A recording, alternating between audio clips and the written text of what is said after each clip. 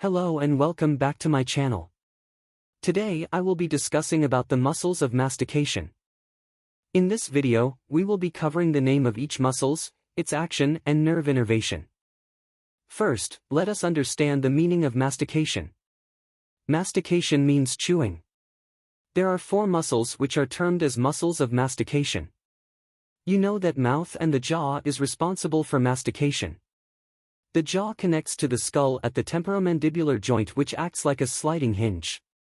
There is one temporomandibular joint on each side of the face, just in front of the ears, and therefore all the 4 muscles are associated with the movements of the temporomandibular joint. Now, let us look at these 4 muscles.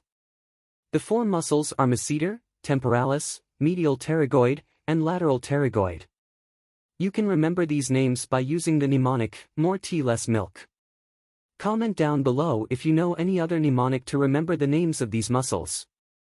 Just remember that all the muscles of mastication are innervated by the mandibular nerve, which is a branch of trigeminal nerve.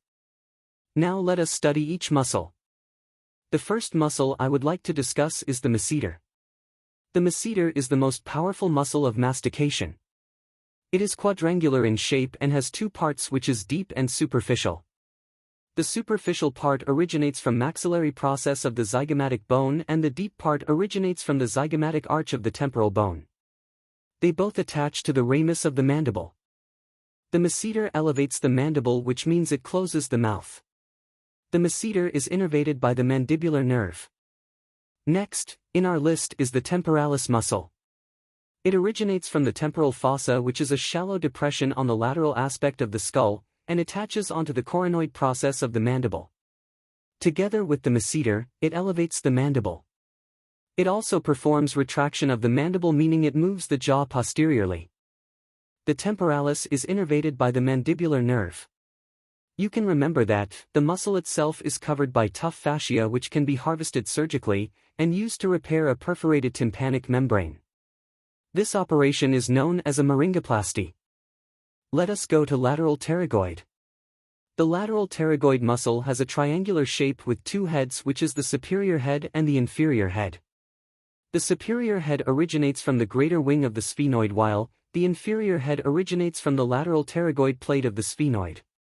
These 2 heads converge into a common tendon, which then attaches to the neck of the mandible. When comes to the actions, we can divide it into bilateral and unilateral actions.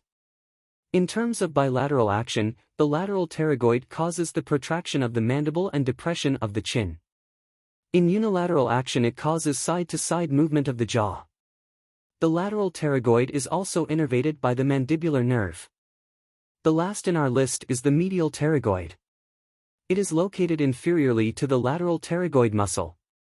The medial pterygoid muscle has a quadrangular shape with 2 heads, which is the deep and superficial. The superficial head originates from the maxillary tuberosity and the pyramidal process of palatine bone, while the deep head originates from the medial aspect of the lateral pterygoid plate of the sphenoid bone. Both these heads attach to the ramus of the mandible near the angle of mandible.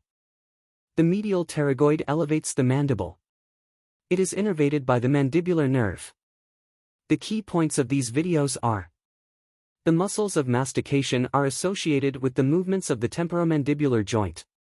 These 4 muscles are masseter, temporalis, medial pterygoid, and lateral pterygoid. All 4 muscles are innervated by the mandibular nerve, which is a branch of trigeminal nerve. The masseter is quadrangular in shape and elevates the mandible. The temporalis muscle also elevates the mandible and performs retraction of the mandible.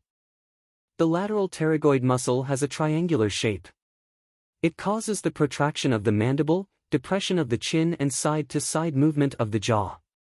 The medial pterygoid muscle has a quadrangular shape with 2 heads and it elevates the mandible.